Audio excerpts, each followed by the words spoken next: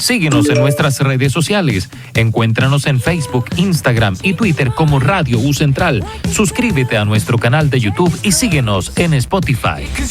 Radio U Central 107.1 FM en el corazón de Santiago.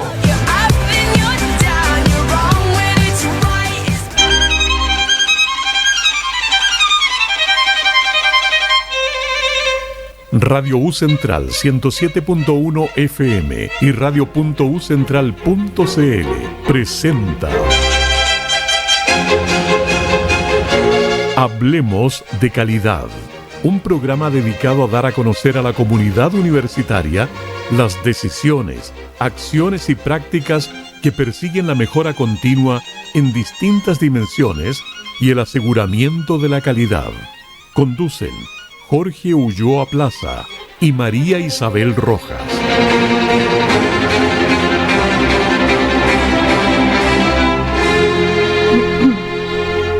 Buenas a todas y todos, reciban un cordial saludo, bienvenidos a una nueva edición de Hablemos de Calidad por la 107.1 y por internet en radio.ucentral.cl. Como ustedes lo saben, siempre los días miércoles a las 10 de la mañana. Buenos días a todos y todas, buenos días a nuestro invitado, buenos días Jorge y a los auditores. Recordar que nuestro programa está enfocado en que podamos conocer, ¿cierto?, todas las acciones, los mecanismos, los atributos que la universidad pone a disposición para brindar servicios de calidad y excelencia a nuestra comunidad.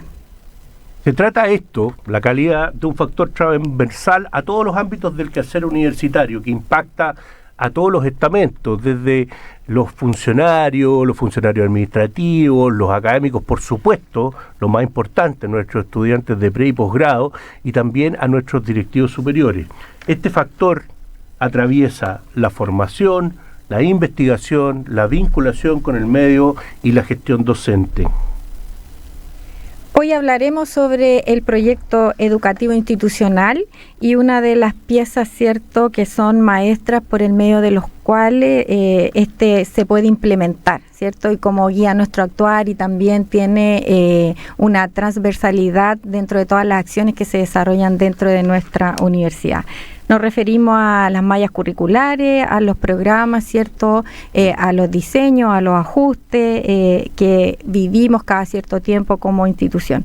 Por lo mismo, estamos muy contentos de poder contar con un personaje esencial, un hombre clave en este proceso de implementar el proyecto educativo, generar los diseños, los rediseños curriculares, generar diagnósticos y también, ¿cierto?, ir midiendo y velando por el cumplimiento de nuestros propósitos institucionales.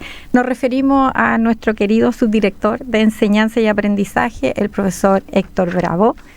El profesor Bravo es licenciado en Filosofía, tiene magíster en Currículum y Evaluación y ha desarrollado numerosos diplomados en Evaluación y Docencia.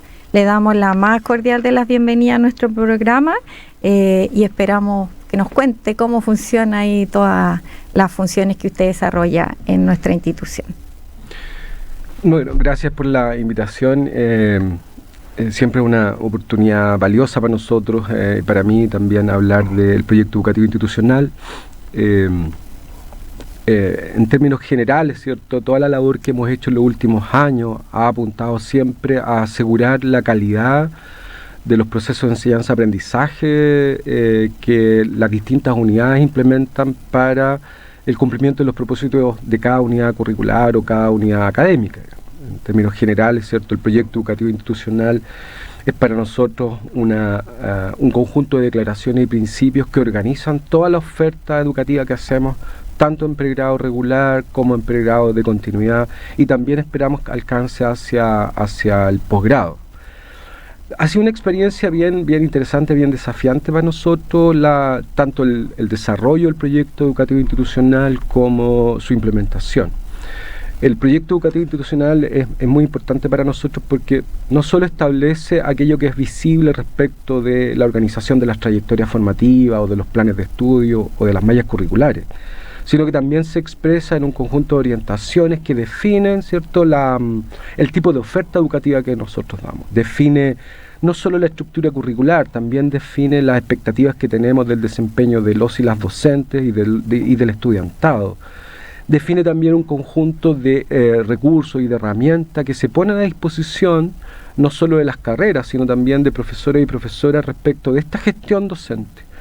Entonces, lo primero que yo diría es que el proyecto educativo institucional para nosotros institucionalmente ha sido un tremendo desafío, porque a través del proyecto educativo se implementa el modelo educativo que define, por así decirlo, las coordenadas claves de los procesos de enseñanza-aprendizaje. Pero además, finalmente es el proyecto que nos permite construir una identidad institucional como institución educativa. Nos permite construir una identidad que nos diferencia también de otros y que esperamos que diferencie a nuestros egresados y egresadas. O sea, el sentido del proyecto educativo no es solo generar una estructura curricular que se manifieste en el plan de estudio, sino también alcanzar a las prácticas docentes. ¿Sí? Lo más visible ha sido el trabajo que hemos hecho con los programas de estudio, digamos, y hoy día con los programas de asignatura. Sin embargo, también tiene impacto, por ejemplo, en la formación docente. Hay toda una línea de trabajo que busca reforzar la formación de los profesores y profesoras, en la capacitación, en la implementación de al menos dos cuestiones que para nosotros son muy importantes. Una, la utilización de metodologías activas, que es consistente con la declaración del proyecto educativo que concibe al estudiantado como parte activa, como actor principal del proceso de aprendizaje.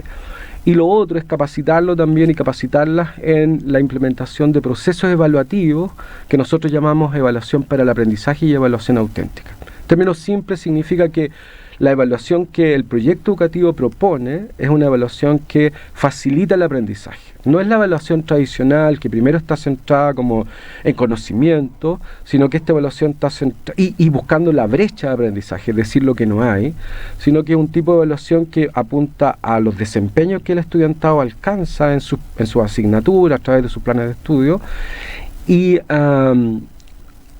que además facilita el aprendizaje. De ahí que la evaluación, por ejemplo, esté acompañada permanentemente de retroalimentación para nosotros. Estas dos pivotes que constituyen el tipo de formación docente consistente con el proyecto educativo también son, yo diría, responsabilidades de la unidad a la que pertenecemos. Yo pertenezco, tengo que decirlo, digamos, a la Dirección de Desarrollo Académico que lidera Francisca Infante, que depende además de la Vicerrectoría Académica. ¿Sí? Héctor, tú has de una u otra forma dado, inmediatamente nos cuentas el desafío, que es que cuando uno habla de proyecto educativo institucional, lo que se le viene a la cabeza es las mallas curriculares, el perfil de egreso, los ajustes mayores, los ajustes menores, los rediseños. Pero un proyecto educativo institucional parece ser una de las piezas maestras de una universidad. Para decirlo en términos concretos, probablemente una universidad se define por su plan estratégico, por su proyecto educativo, por su misión y visión. Eso es como, ¿cierto? Son los tres instrumentos capitales. ¿De qué manera conversa el proyecto educativo institucional con estos otros dos grandes piezas maestras que la universidad tiene?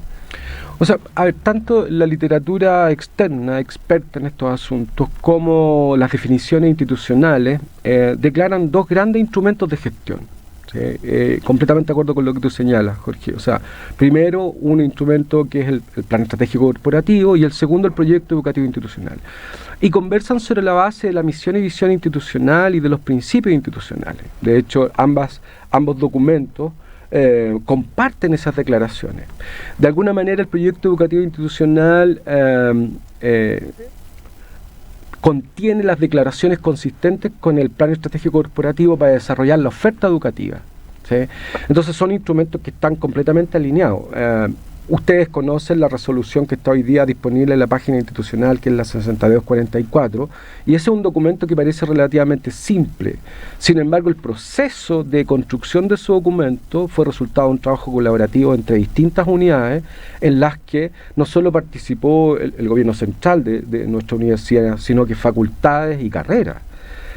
Y no solo en el diseño y construcción y redacción, sino también en la corrección. Las distintas facultades, luego que hubo un año de escritura de esta propuesta, en otros 6 meses, por lo menos, al menos fueron 6 meses, ¿cierto? Las facultades tuvimos la oportunidad, yo estaba en una facultad en ese momento, las facultades tuvimos la oportunidad de recibir ese documento, y en una reunión en que había al menos estaba María Isabel, yo recuerdo ese momento, pudimos discutirlo. Entonces, todo telemático, estábamos en pandemia. Sí, estábamos en pandemia. Era todo telemático. Entonces, conversan sobre la base de los principios, conversan sobre la base de la misión y visión, y yo diría sobre los propósitos que a veces no están declarados, pero que nos convierten y nos han convertido en la universidad que somos, ¿no?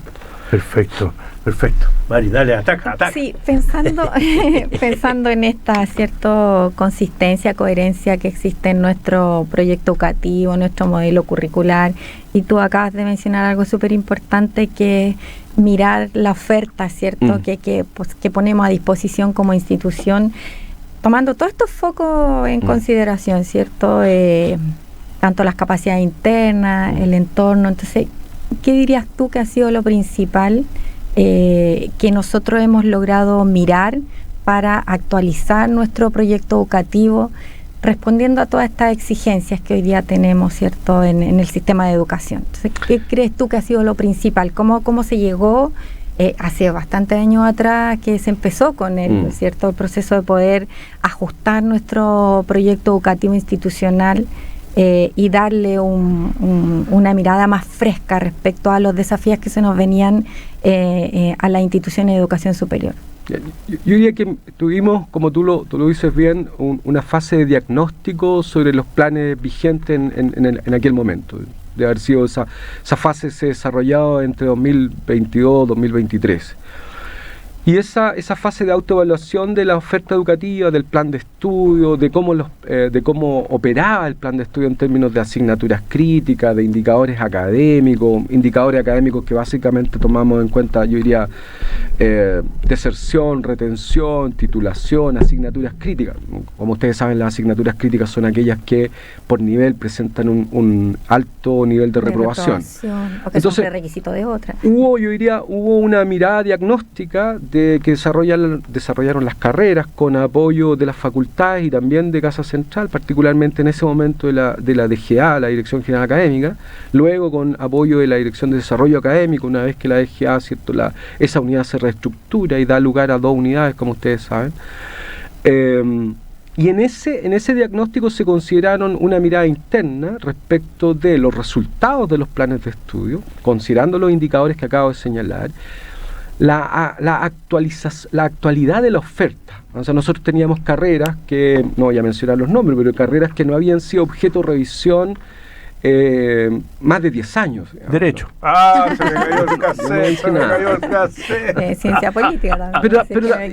Y también otras, digamos. Echamos al agua ahí. Pastor me va a llamar para reclamarme. No, también habían otras que no habían sido objeto de revisión, o que siendo objeto de revisión, acuérdense que la acreditación voluntaria de carreras dejó de funcionar por ahí por el 2018. Entonces, que no habían tenido revisiones efectivas de sus resultados. Entonces nosotros instalamos un dispositivo que era autoevaluativo respecto a los resultados del plan de estudio, y por otro lado también un dispositivo que tenía que ver con una mirada externa. Esa mirada externa era un poco más compleja porque tenía que ver con las demandas actuales del sistema educativo universitario. Esas demandas actuales son súper específicas para algún tipo de carreras. Por ejemplo, para las carreras de educación habían estándares nuevos, estándares pedagógicos, estándares disciplinarios, pero también producto de la llegada de nuevas autoridades al gobierno habían surgido demandas que ya estaban circulando en el sistema, y esas demandas eran trayectorias formativas más breves, no solo en términos de duración de las carreras, sino de, lo voy a decir así, de cantidad de asignaturas por semestre. Nosotros habíamos identificado ya que habían algunas carreras que tenían exceso de asignaturas, por así decirlo, y eso se traducía digo exceso porque teníamos carreras con 7 o con 8 en un semestre. Claro. Entonces sabíamos que 36 créditos. Claro, o sea, no, y de hecho el problema era que habían formalmente el cumplimiento de los 30 créditos por semestre, que es una regulación que teníamos de 2017, pero Lo que ocurría en realidad es que las horas presenciales de los y las estudiantes en aula eran muy altas. Y la dificultad de lidiar con 8 asignaturas es obvia, digamos, ¿no? Claro. Y entonces había una mirada, primero teníamos ese requerimiento, eso que estaba como en el ambiente respecto de trayectorias más breves y nosotros decimos más delgadas también.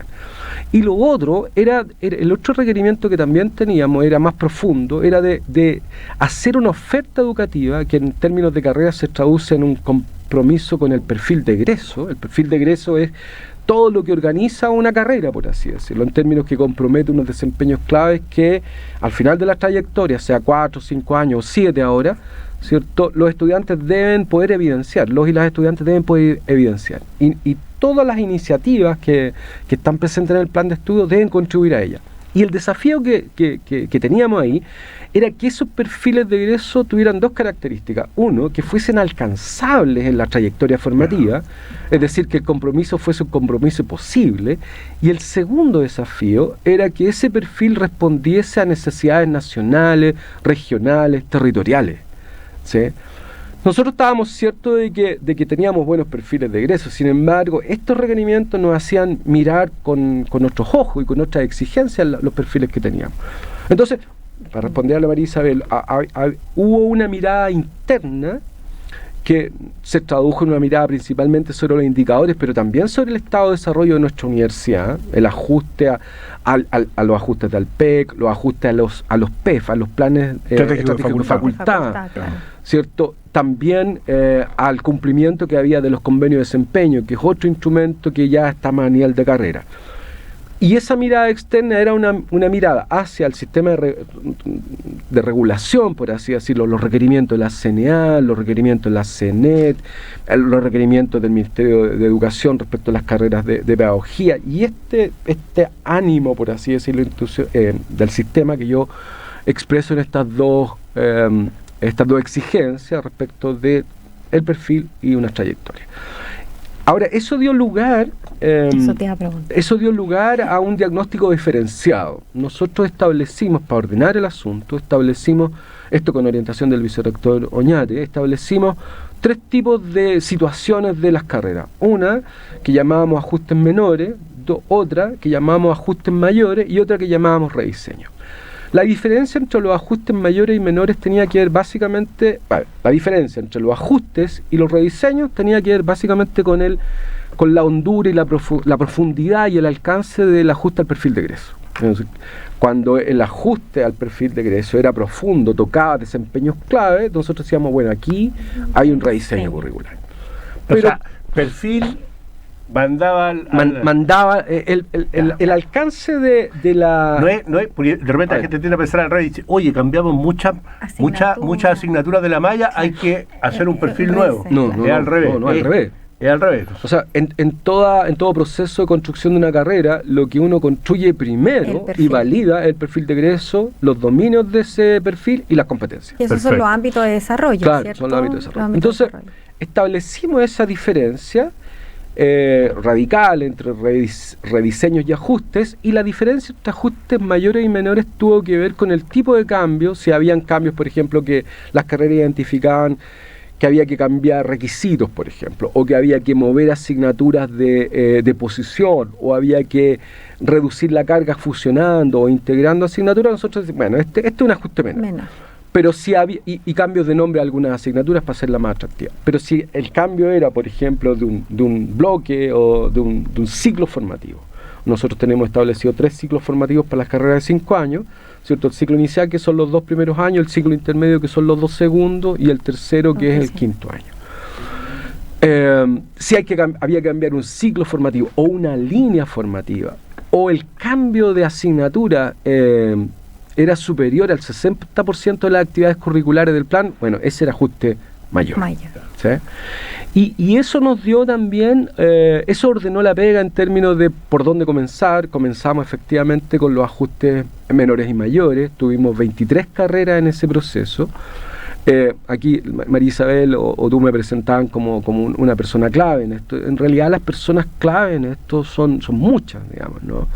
Yo no puedo dejar de mencionar a los analistas curriculares con los que hemos trabajado y con los que trabajamos, algunos ya no están, pero trabajamos con Miguel Méndez, trabajamos con Marta Mera, hoy día trabajamos con Marta y con Natalia Araya. La unidad para nosotros clave ha sido la unidad de la Cecilia Ramírez el registro curricular, la unidad de Rodolfo Burgos. Tremendo, o sea, este trabajo no ha sido solo de la Dirección de Desarrollo Académico, ni menos de Enseñanza-Aprendizaje. Y por otro lado, tampoco hubiéramos podido hacer nada de esto, yo diría, sin los decanos y decanas, y sin las direcciones de carrera y sus comités curriculares. Ahí es donde iba yo, pero primero vamos a ir a una pausita musical. También iba a preguntar algo ahí. Por ahí no íbamos a meter, primero vamos con una pausita musical. Nos contaron por ahí que nuestro amigo Héctor Bravo le gusta mucho el rock latino, el rock argentino, así que nos vamos con Yendo de la cama al living de ese loco lindo, Charly García. Estamos de vuelta con más Hablemos de Calidad por Radio U Central.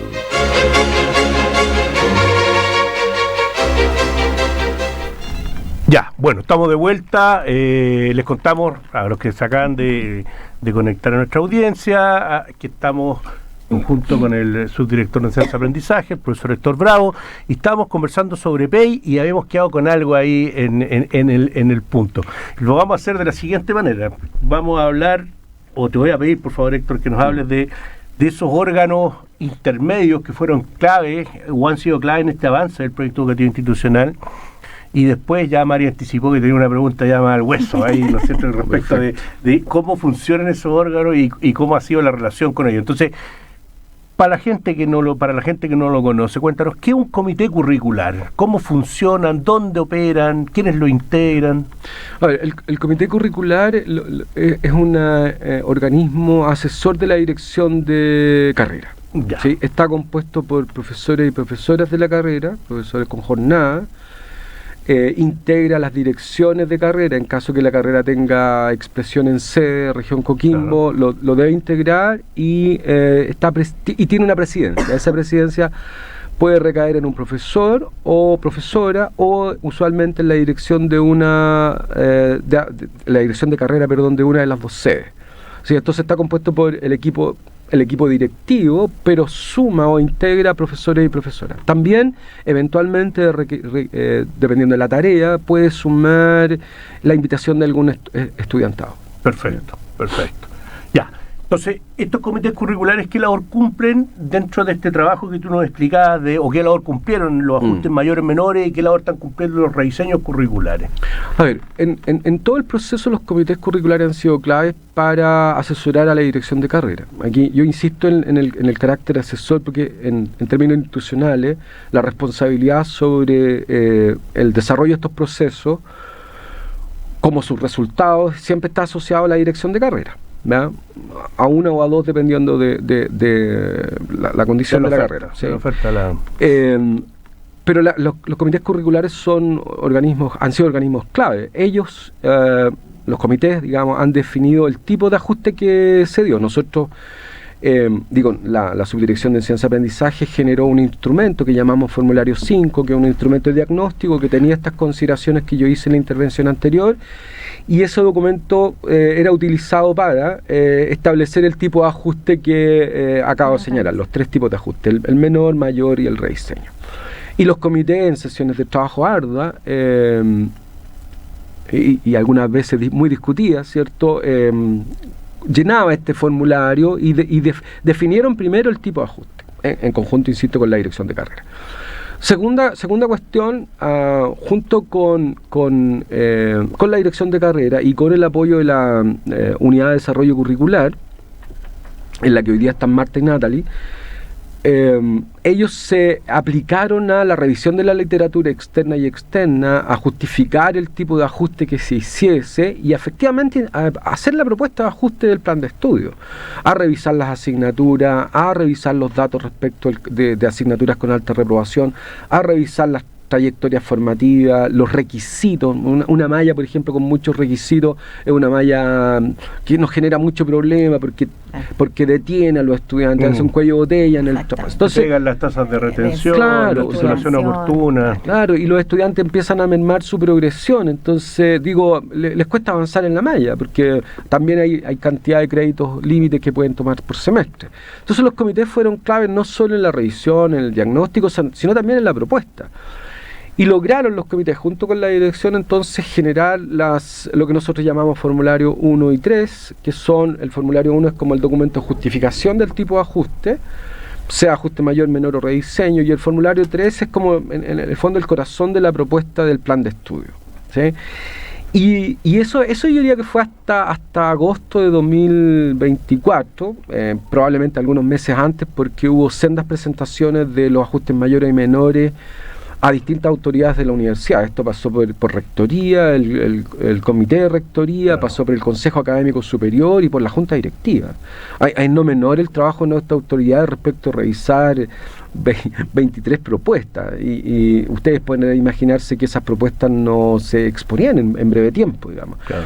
Eso ha sido un trabajo muy valioso para todos nosotros, porque a toda la universidad les ha permitido empaparse de este trabajo y de los resultados del trabajo. Entonces, luego o en paralelo a ese proceso de presentación ante las autoridades, que cierra por ahí por julio de 2024, los comités curriculares inmediatamente asumieron la otra tarea, que era decir, ya tenemos la resolución, tenemos la estructura del plan de estudio, y ahora hay que abocarse a los programas de asignatura. Ahí venía la pega buena. Ahora, ese trabajo, las 23 carreras lo hicieron yo diría principalmente con trabajo directo del comité curricular o con seguimiento del comité curricular sobre algunos académicos y académicas que hicieron propuestas de programa de asignatura. Nosotros tenemos el orgullo institucional, no es solo orgullo nuestro, no es orgullo nuestro básicamente, nosotros acompañamos ese proceso y lo hemos direccionado junto con Francisca y el vicerrector académico. Pero hoy día tenemos 23 carreras que tienen el 100% de sus programas revisados por la Unidad de Desarrollo Curricular y además revisados por un externo y disponible en una plataforma institucional SharePoint en un formato PDF, cuestión que no habíamos tenido antes. El vicerrector me comentaba, me preguntaba el otro día, nosotros manejamos un número alrededor de 1.200 programas, y me decía, ¿cuál es el número? 1.238. O sea, nosotros acompañamos el proceso de actualización, diseño de programas de asignatura de 23 carreras, que tuvo como resultado 1.238 programas actualizados tanto al plan de estudio como al proyecto educativo institucional. Esto significa actualizarse a el uso de metodologías activas, el uso de estrategias evaluativas diferenciadas, el uso de lenguaje inclusivo, el uso de la perspectiva de género, y la incorporación del sello institucional. Por lo tanto, no es una pega menor, es una pega de la cual yo creo que todos y todos los que han participado se tienen que enorgullecer. Sí. Hoy, lo que pasa es que en la medida que has ido contando cómo ustedes han ido implementando y este despliegue del proyecto educativo, fuiste respondiendo como preguntas que tenía, como por ejemplo, qué tipos de mecanismos, instrumentos están a disposición de los comités curriculares para poder hacer los diagnósticos, ¿cierto? Y mirar en perspectiva y en futuro sus ofertas académicas. Mencionaste los formularios, mencionaste también el formulario 1, el 3, que es como el más importante. ¿Dónde está todo esto, este proceso? ¿Dónde está esta batería de instrumentos que están a disposición de los comités de manera tal que ellos sepan dónde los pueden ir a buscar y estén las orientaciones también disponibles? Porque muchas veces hay desconocimiento de que efectivamente está todo normado, que tenemos las circulares, que tenemos los procesos, pero hay desconocimiento de repente de dónde están. ¿Dónde lo encuentran las diferentes unidades? ¿Cómo o ustedes, en la medida que van trabajando con una carrera, ustedes ponen a disposición esos instrumentos? Hemos hecho las dos cosas. Lo primero es que estamos desafiados hoy día por tener un repositorio institucional, ¿sí?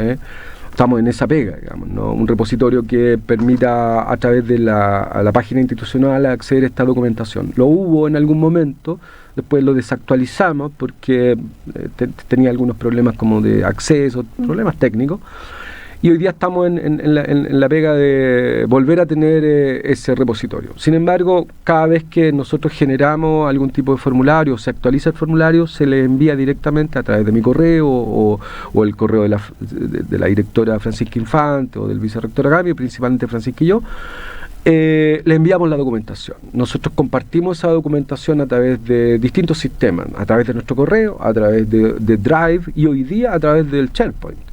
Entonces están los formularios que yo te comenté, pero además tenemos otros dispositivos también. O sea, hoy día tenemos los formularios 1, que es la justificación del rediseño y la justificación del ajuste, el formulario 2, que es el formulario donde las carreras vierten, por así decirlo, en el caso de los rediseños, vierten la nueva propuesta de perfil, dominio y competencia, el formulario 3, que contiene básicamente los planteamientos del plan asociado al plan de estudio, o sea, las actividades curriculares, los telas, los requisitos, y también un documento que es muy importante que se llama matriz de tributación, que establece el cómo las asignaturas se vinculan con las competencias del perfil.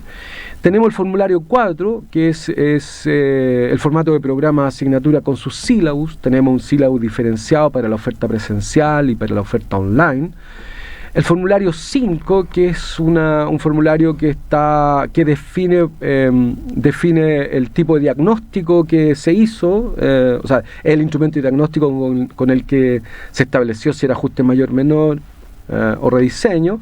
Y lo que llamamos también formulario 6, que es el formulario en el que se establece la propuesta de lo que llamamos el sistema de evaluación de competencias intermedias y de egreso. El formulario 6 tiene una sección A, que tiene un conjunto de definiciones asociadas a los procesos evaluativos, por ejemplo, lo que yo refería antes como evaluación para el aprendizaje y evaluación auténtica está ahí, y tiene una sección B, que es como un conjunto de orientaciones y criterios para el diseño de estas evaluaciones, y tiene otro documento que expresa el reporte. Para no terminar la idea, porque hablaste también de la oferta online. El 2019, cuando se empieza a mirar el futuro y los desafíos que teníamos como institución de educación superior, ya se hablaba, ¿cierto?, de la virtualización y de cómo hoy día las instituciones también incorporaban todas las ofertas online. Que yo creo que nosotros estábamos bastante atrasados respecto a lo que estaban desarrollando otras instituciones. Y eso llevó también a estos nuevos lineamientos, a esta nueva reestructuración institucional y también a mirar y plantearse este nuevo proyecto o el ajuste al proyecto educativo institucional, ¿cierto?, que venía desde hace bastante tiempo funcionando en nuestra institución. ¿Qué experiencia se saca a partir de la pandemia, donde por emergencia, ¿cierto?, tuvimos que transitar a hacer clases online, ajustar los programas a esta nueva modalidad, a capacitar a los profesores, ¿cierto?, de manera rápida, de cómo relacionarse con la plataforma y con nuestros estudiantes también a partir de plataforma? ¿Qué experiencia o qué se sacó eso a favor, que hoy día está incorporado dentro de nuestro proyecto educativo y bajó también, ¿cierto?, para la definición de ajustar los planes y programas, de ajustar las ofertas también? Mira, yo diría básicamente dos cuestiones que creo que la pandemia nos enseñó y que quedaron registradas, o que están registradas, no que quedaron, que están registradas hoy día en la resolución del proyecto educativo y que se han también traducido en acciones que las carreras han implementado. Lo primero es que una de las características innovadoras del proyecto educativo es que tiene una línea formativa que está compuesta por un conjunto de 8 asignaturas, en donde 2 de ellas, que se ubican al comienzo de toda la trayectoria, las llamamos formación básica para la vida académica. Esas asignaturas, primer y segundo semestre, que a veces conviven con otras 4 que son las asignaturas que llamamos sello, que son inglés 1, inglés 2, sello 3, sello 4. Después puedo comentar el carácter de esas asignaturas. Esas 6 asignaturas, y particularmente las de formación básica para la vida académica, fueron creadas sobre la base de facilitar el ingreso o facilitar el tránsito, digamos, ¿no?, de la formación escolar de nuestro estudiantado a la formación universitaria. Porque ya en pandemia detectábamos 2 cuestiones. Una, que el currículum de los estudiantes, el currículum escolar, tercero y cuarto medio, se había focalizado, amablemente, digamos, uno podría decir en rigor lo que hizo se priorizó y se redujo, digamos, ¿no? Pero además el efecto del encierro también había generado un conjunto de nuevas actitudes y otras que con las que contábamos que ya no estaban. O sea, los estudiantes habían pasado 1 o 2 años en una relación de aprendizaje con una máquina, o mediada por una máquina con un profesor o profesora, digamos, pero todo el contacto, por así decirlo, que es parte también de los procesos de enseñanza de aprendizaje emocional con sus pares, eso se había perdido. Entonces teníamos un currículum, por así decirlo, priorizado, que evidentemente impactaba en las habilidades y conocimientos de entrada que nuestro estudiantado podía tener, y segundo, un conjunto de habilidades sociales que estaban en otro ritmo, por así decirlo, con otro nivel de desarrollo.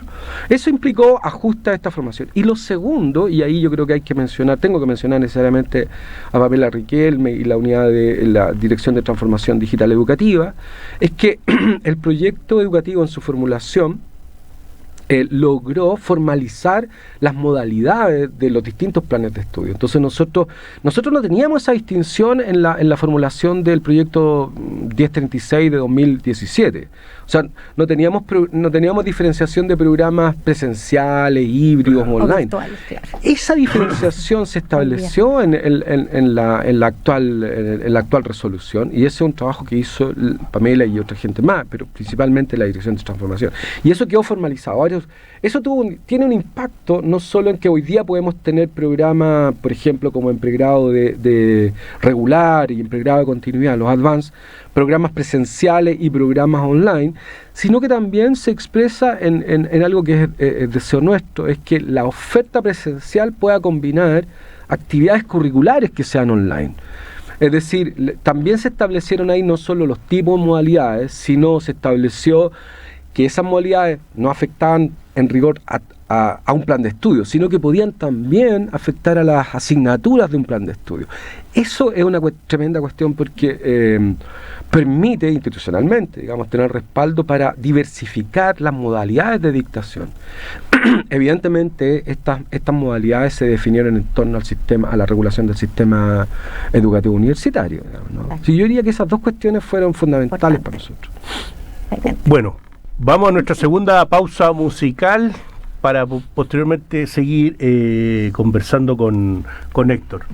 Continuamos con Charlie, promesas son... Estamos de vuelta con más Hablemos de Calidad por Radio U Central.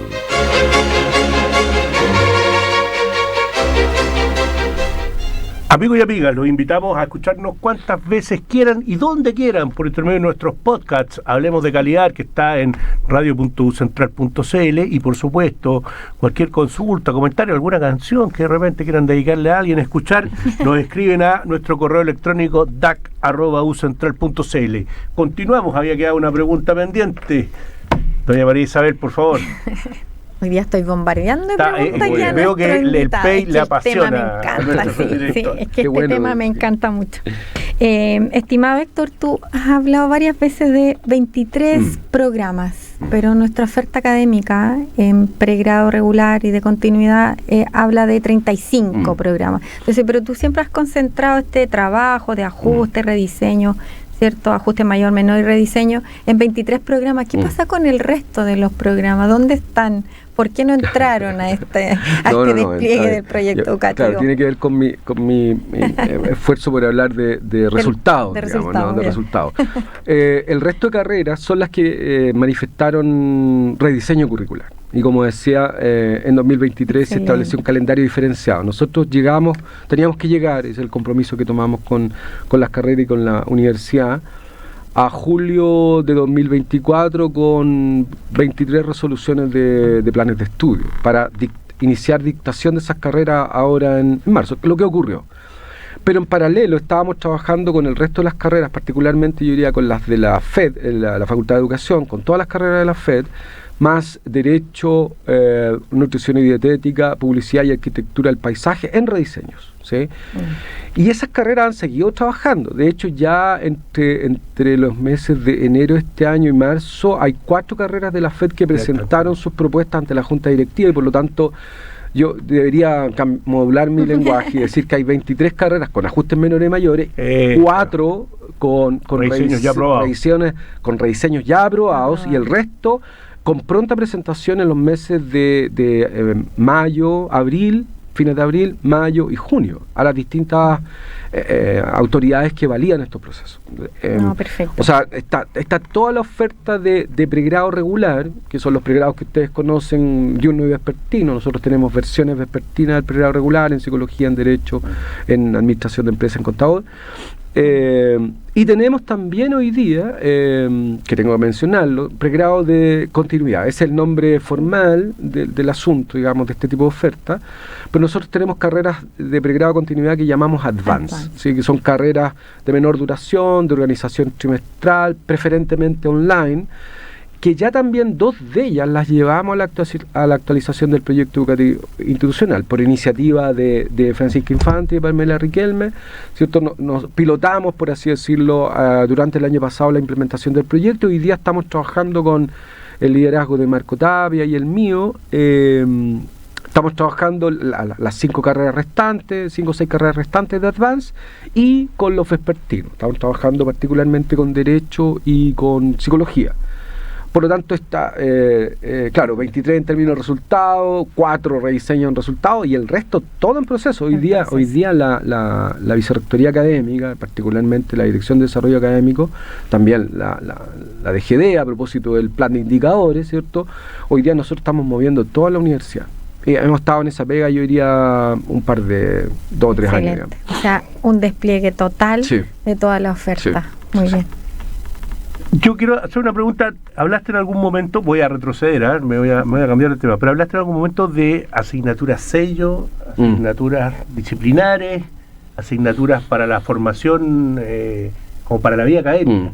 ¿Nos puede explicar un poco la distinción entre esos tipos de asignaturas? Súper. Mira, el proyecto educativo institucional en su estructuración curricular establece 6 áreas formativas, ¿sí? Esas áreas formativas son las áreas que estructuran el currículum, que lo más visible que nosotros tenemos es la malla. Por ejemplo. La malla es la expresión gráfica del plan de estudio, y ahí se verifica estas distinciones que estoy señalando. Una de ellas un poquito más opaca.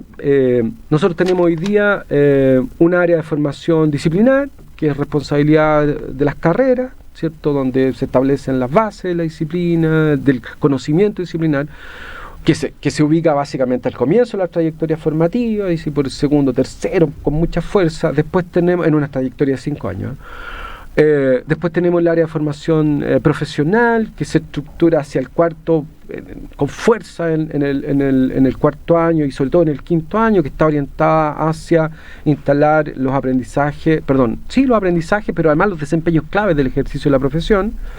Tenemos una área de formación básica para la vida académica que se traduce en 2 asignaturas de 8 créditos totales, 4 cada una, que tiene como propósito instalar habilidades básicas de los estudiantes para enfrentar este tránsito de la vida escolar a la vida universitaria. Asignaturas como estrategia de aprendizaje, desarrollo de argumentaciones, comunicación efectiva, escritura creativa, habilidad de trabajo en equipo. Después tenemos 4 asignaturas sello, 2 asignaturas, de esas 4 son 2 de inglés, 1 y 2, que se espera que alcancen el nivel de desempeño A2, que es un estándar de medición, ¿cierto? Esas asignaturas son un poco distintas a las de hoy, porque tienen 4 créditos cada una, y tienen 2 módulos presenciales, o sea, son asignaturas fuertes desde el punto de vista de la presencia en la malla. Y otras 2 asignaturas, que son sello 3 y 4, que trabajan temas vinculados, temas y problemas, más bien problemas que temas, vinculados al sello institucional. El sello institucional que define el proyecto educativo tiene 5 ejes que lo componen, ¿cierto? Enfoque crítico, desarrollo sostenible, género, diversidad e inclusión, alfabetización o competencias digitales e internacionalización. Y estas 2 asignaturas, sello 3 y sello 4, problemáticamente y temáticamente trabajan combinaciones de estos ejes. Tenemos asignaturas de género, asignaturas de desarrollo sostenible, asignaturas de globalización, y aquellas que combinan estas temáticas. Y después, entonces tenemos disciplinar, profesional, básica, sello. Y después tenemos 2 asignaturas que llamamos interdisciplinares, que es una oferta bien desafiante. Yo diría que es el aspecto curricularmente más innovador del proyecto educativo institucional, porque se espera ahí que los y las estudiantes experimenten un trabajo colaborativo al borde un amigo dice, la frontera externa de la disciplina, ¿no? Ahí donde los problemas tensionan mucho y te obligan a conversar con gente con la que tienes un vocabulario no idéntico, un vocabulario común y a veces un poquito más no común que común, y te obliga para abordar los problemas reales que efectivamente no se pueden abordar de una manera monodisciplinar. Y la última área es lo que nosotros llamamos formación común, que en rigor es un conjunto de asignaturas que se distribuyen en la formación disciplinaria. Esto está organizado según facultades que comparten los estudiantes, por ejemplo, los y las estudiantes de FAMETSA, la Facultad de Salud y Medicina, que se da a través del Departamento de Formación Transversal en Salud, los estudiantes de Ingeniería, que se da a través de Ciencias Básicas. Entonces ahí las carreras han tomado una oferta y los estudiantes y las estudiantes conviven en esa asignatura. También se da en pedagogía, y también se da en las FEGOC, ¿no? Asignaturas comunes en el área de economía, otras asignaturas comunes en el área de gobierno. Qué bueno, interesante. Oye, se nos hizo cortísimo el tiempo, ya se acabó, quedaron tantas preguntas. Tremendo, Héctor, tremendo, porque con una claridad fuiste capaz de hablar de algo tan grande en un espacio de tiempo tan pequeño, pero bueno, nos faltará la ocasión, ya lo vamos a anotar nuevamente. Lo vamos a dejar invitado próximamente. Así que nada más, amigas y amigos, tiempo de despedirnos, los dejamos invitados para nuestro nuevo programa, próximo miércoles a las 10 de la mañana, con otro invitado del mismo carácter, con otro invitado que está ahí, lo que yo digo, están ahí en la sala de máquinas, son los que hacen que esto se mueva, son los que hacen que esto produzca. Así que nada más. Nos vamos con el rap de las hormigas. Chao, buenos días desde el corazón de Santiago.